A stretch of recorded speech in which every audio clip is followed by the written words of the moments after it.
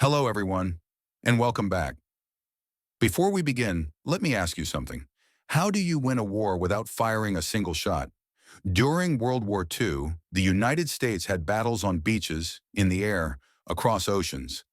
But one of the most decisive battlegrounds was silent, invisible, and buried inside strings of numbers and letters.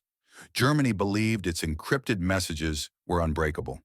Hitler's intelligence services relied on those codes to move spies, money, supplies, and sabotage teams across the Western Hemisphere. But they had overlooked one person, a woman they barely even knew existed. Her name was Elizebeth Smith Friedman, and for more than 25 years she cracked enemy codes for the U.S. government. Long before America even had a formal intelligence agency, she worked against Prohibition-era smugglers, Japanese agents in South America, and eventually the Nazi spy rings that threatened the entire Western Hemisphere. In today's episode, you'll hear the incredible true story of how one woman, armed with nothing but a pencil, intuition, and a mind sharper than any machine, dismantled entire Nazi intelligence networks. She wasn't in the headlines. She wasn't given credit in official wartime reports. In fact, much of her work remained classified for over 70 years. But now the full truth is out, and it's time to tell it. Elizebeth Smith didn't come from a military family, and she never planned on becoming a codebreaker. Born in 1892 in rural Indiana, she grew up on a farm, reading Shakespeare and dreaming of becoming a writer. Her only formal training was in literature and poetry. No mathematics, no engineering, nothing that suggested espionage. But what she did have was an extraordinary talent for patterns, the kind of intuitive sense for structure that most people never develop. That talent caught the attention of George Fabian, a wealthy, eccentric industrialist who believed Shakespeare's plays contained secret messages. It sounds absurd now, but Fabian's obsession unintentionally launched the first real code-breaking laboratory in the United States, known as Riverbank Laboratories. At Riverbank, Elizebeth learned cryptanalysis from scratch. She wasn't trained by the military. She helped invent the methods the military would later use. Riverbank produced the earliest American manuals on breaking ciphers, and Elizebeth co-authored many of them. By World War I, she was already advising U.S. military intelligence, becoming one of the only civilian women trusted with sensitive intercepts. Her work helped secure American troop movements in Europe, but few people knew her name. Riverbank did something else too. It introduced her to a young Army officer named William Friedman, another future giant of U.S. cryptanalysis. Together, the two would eventually lay the foundation for American signals intelligence. But Elizabeth's greatest achievements weren't behind her. They were still decades away, and then the next enemy would be far more dangerous. After World War I, the U.S. government suddenly needed cryptanalysts, but had no official cryptanalytic agency, and so quietly it turned back to the Friedmans. Elizebeth became the go-to expert for decoding communications used by rum-running operations during Prohibition. Smugglers believed their codes were clever. They weren't prepared for Elizabeth. She broke over 12,000 encrypted messages during this period, working for both the Treasury Department and later the Coast Guard. Her intelligence directly led to the arrest of entire smuggling fleets.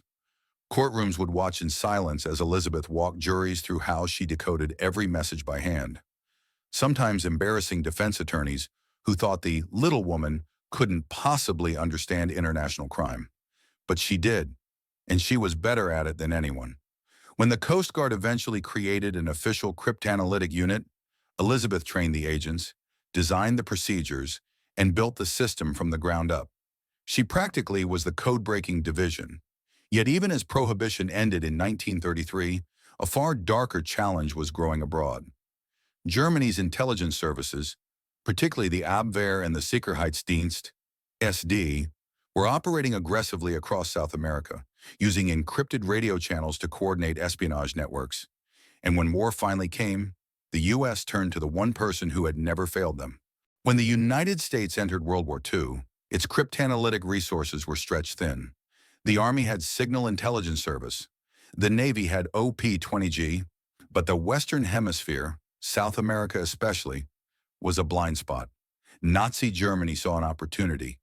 They built spy rings in Brazil, Argentina, Chile, and Mexico, using commercial radio operators, shipping companies, and diplomatic channels to transmit encrypted messages back to Europe. Their goal wasn't small. They wanted to map Allied shipping routes, sabotage ports, and stir anti-American sentiment. A successful Nazi foothold in Latin America would threaten the entire U.S. coastline. Elizabeth was asked to take charge of a new team within the Coast Guard's Communication Division, a small, underfunded office with outdated equipment and fewer than 30 people. But what they lacked in hardware, they made up for with discipline, rigor, and Elizabeth's uncanny intuition. Soon, encrypted radio messages began flowing in. Pages of random letters, sometimes mixed with numbers or disguised as commercial traffic. The Germans believed their ciphers were unbreakable. Elizabeth disagreed, and with a pencil, a notebook, and decades of expertise, she began peeling back the layers of Nazi communications, one intercept at a time. What she discovered would change the course of the war in the Western Hemisphere. Between 1941 and 1944, Elizabeth Smith Friedman dismantled every major Nazi spy ring in South America. Her team broke more than 4,000 encrypted Nazi messages, most of them sent through an advanced cipher system designed to mimic the complexity of Enigma. One of the most dangerous networks was based in Argentina, led by a German agent known as Sargo. Sargo believed his communications were unreadable. His reports included shipping routes, U.S. troop movements, and instructions from Berlin on how to coordinate sabotage cells. But Elizabeth cracked his system wide open. Her decrypts revealed the names of agents, locations of secret radio transmitters, and even the German code books they were using. Armed with these insights, Allied intelligence moved swiftly. Arrests were made, radio stations were shut down, entire networks collapsed without a single gunshot fired. One message she decrypted exposed a planned Axis operation to sink U.S. supply ships near the Brazilian coast. The U.S. Navy was able to reroute its vessels just in time, potentially saving thousands of lives. And yet, because her work was classified, newspapers credited the FBI and J. Edgar Hoover. Hoover gladly accepted the praise, but the truth was clear. The person who actually stopped the Nazi infiltration of the Western Hemisphere was Elizabeth Friedman. Her success was so complete that by 1944, German intelligence gave up on operating across Latin America. Their spy system was effectively dead, and they didn't even know who had beaten them. When the war ended, Elizabeth expected, like many, some public recognition, not fame, not celebration, but acknowledgement of the work her team had done. Instead, she watched as agencies fought for credit, often rewriting official reports to make themselves look better. Her contributions remained buried under layers of classification. Hoover's FBI took victory laps for spy rings they never broke. The Army and Navy focused on Enigma and Pacific codes. The Coast Guard's wartime cryptanalytic unit was dissolved and its files sealed away. For decades, historians believed the Nazi South American spy network simply collapsed. No one knew why. Elizabeth didn't complain. She returned to supporting her husband, William, whose own health deteriorated after years of pressure in wartime cryptanalysis. She cared for him, wrote historical studies, and quietly retreated from public life. It wasn't until the early 2000s, more than half a century later, that declassified documents revealed the truth. Elizabeth Smith Friedman had personally done more to defeat Nazi espionage in the Western Hemisphere than any other American codebreaker. Today, her work is recognized by the NSA, by U.S. Coast Guard historians, and by cryptologic scholars around the world.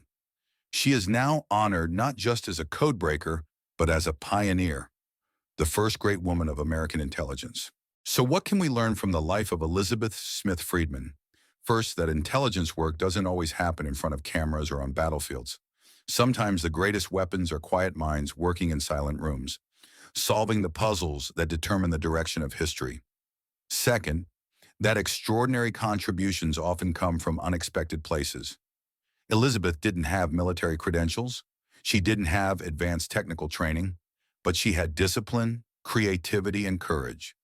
The courage to challenge enemy ciphers when entire agencies doubted they could ever be broken. And finally, her story reminds us of how many heroes of World War II were forgotten simply because their missions were classified. Today, we can finally say her name, and give her the recognition she earned, line by line, message by message, spy ring by spy ring. If you enjoyed this deep dive into the hidden world of Allied code breaking, hit that like button, subscribe, and share this video with someone who appreciates the forgotten heroes of us. So, there are many more stories waiting to be uncovered, and together, we'll tell them. Thank you for watching,